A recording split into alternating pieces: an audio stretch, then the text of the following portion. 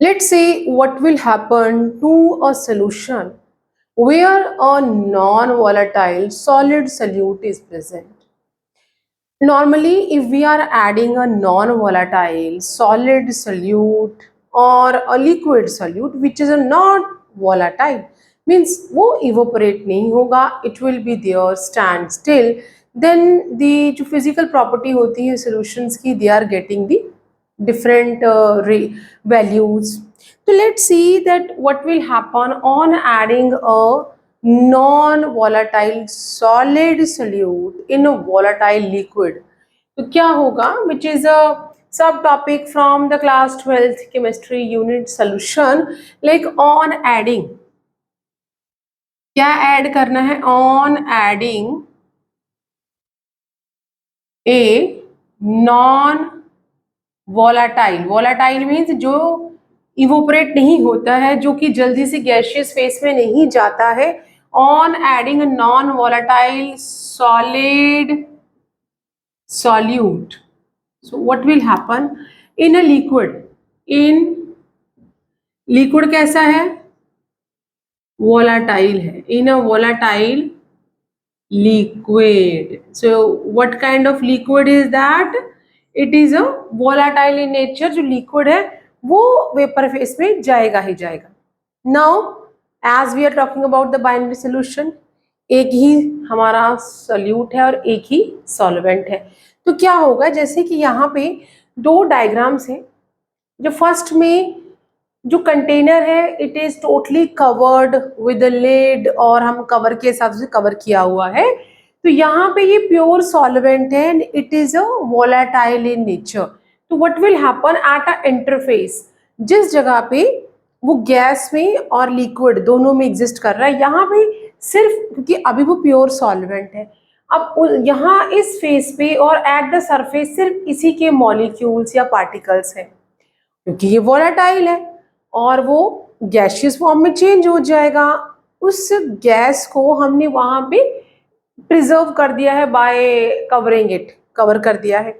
Now these जो molecules हैं ये इसी सॉल्वेंट की हैं. नाउ सी दी क्वांटिटी कि कितने ज़्यादा वेपर मॉलिक्यूल्स यहाँ पे अवेलेबल हैं, क्योंकि ये अभी अकेला है, प्योर सॉल्वेंट है, एक अकेला कुछ भी इसमें ऐड नहीं है. और क्योंकि वोलेटाइल इन नेचर है तो ये इवोपरेट होकर गैस फेस में जाएगा और ऐसे में एक डायनेमिक इक्विलिब्रियम सेट हो जाता है. पहले धीरे धीरे वो स्टार्ट इवोपरेटिंग होगा और फिर वो प्रेशर एग्जर्ट करेगा and then dynamic equilibrium will be adjust कि जितने मॉलिक्यूल वेपर फेस में जा रहे हैं उतने मॉलिक्यूल ही वापस लिक्विड फेस में आ रहे हैं, क्योंकि कवर्ड भी है.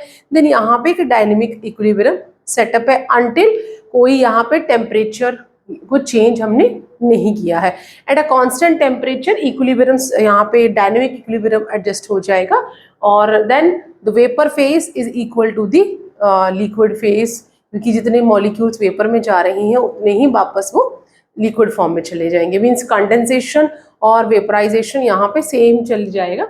लेकिन जब हमने यहाँ पे बाइनरी सोल्यूशन बना दिया है, मैंने एक मोल सोल्यूट ऐड किया है और एक ही मोल सॉल्वेंट है, बाइनरी सोल्यूशन लिया है, दोनों को हमने एक एक मोल ले लिया है. अब आप इंटरफेस वाली जगह पे देखें, यहाँ पे अकेले ही सॉल्वेंट की मॉलिक्यूल्स थे, क्योंकि यहाँ पे हम बाइनरी सोल्यूशन बना रहे हैं. सोल्यूशन मीन्स होमोजेनियस मिक्सचर है which can not be seen by naked eyes.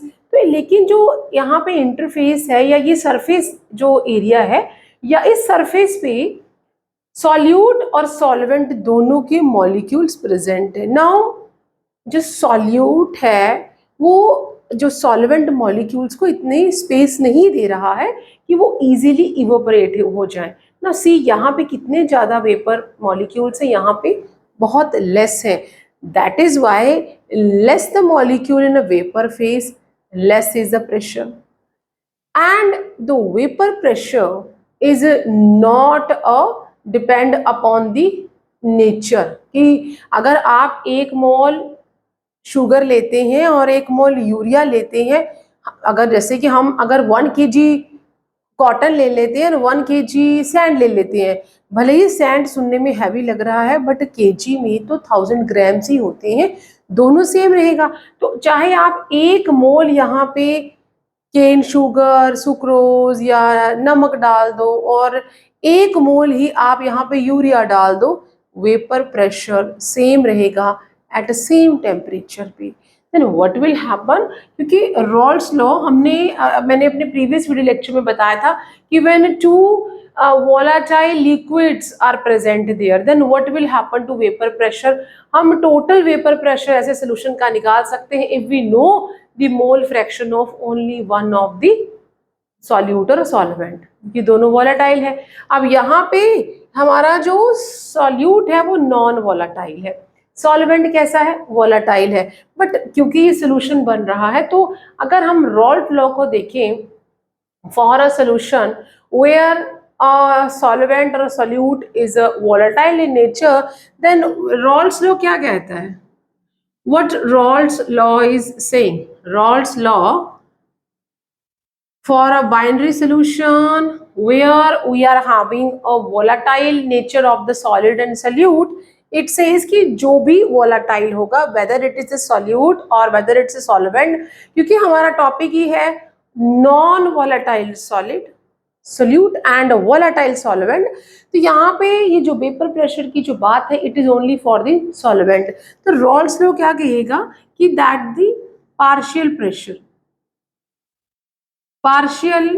Pressure of volatile liquid solvent, क्योंकि वही इवोपरेट हो रहा है ना, क्या हो जाएगा, directly proportional to its mole fraction in solution. ये रॉल्स लॉ की स्टेटमेंट है। रॉल्स लॉ यही कहता है कि जो भी कोई इवोपरेटिंग इन नेचर है, चाहे वो सॉलिड है चाहे वो लिक्विड है, उसके जो वेपर फेस में जो प्रेशर होगा that is directly proportional to its concentration, its amount present in the solution।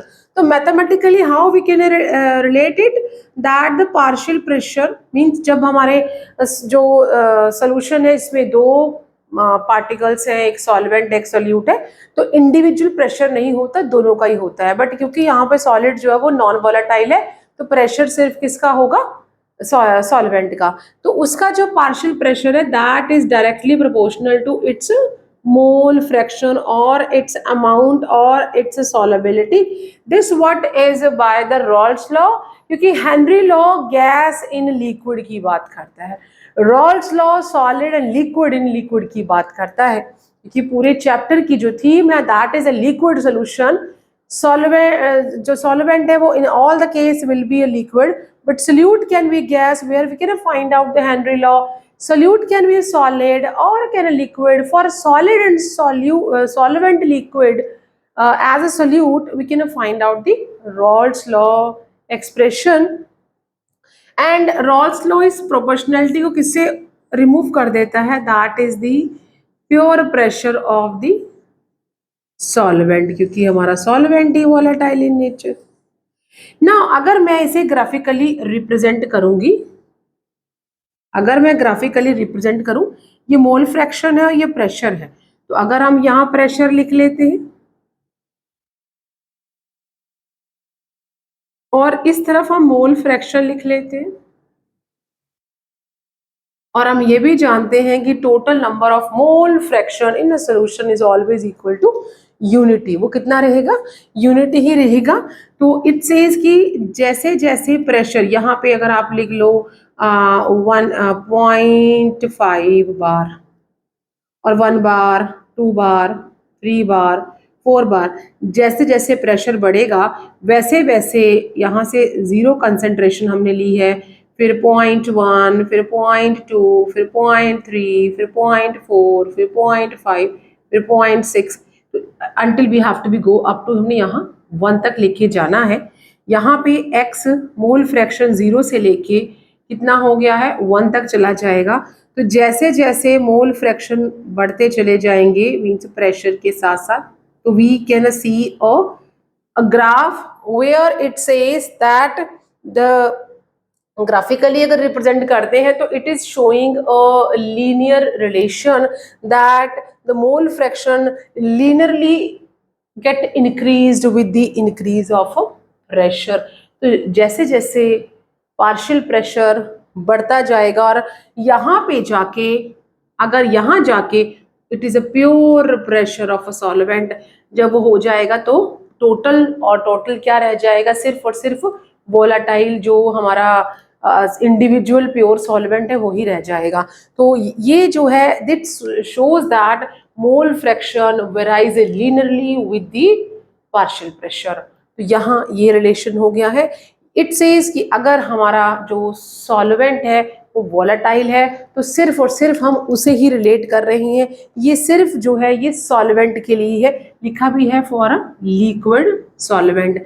ये वो सिचुएशन है जहाँ पे हमारा नॉन वोलाटाइल सॉलिड सोल्यूट किसमें प्रेजेंट है, वोलाटाइल लिक्विड के अंदर। मैथमेटिकली रॉल्स लॉ को इस तरह से एक्सप्रेस कर देंगे, graphically we can relate like this, here the mole fraction linearly varies with the partial pressure।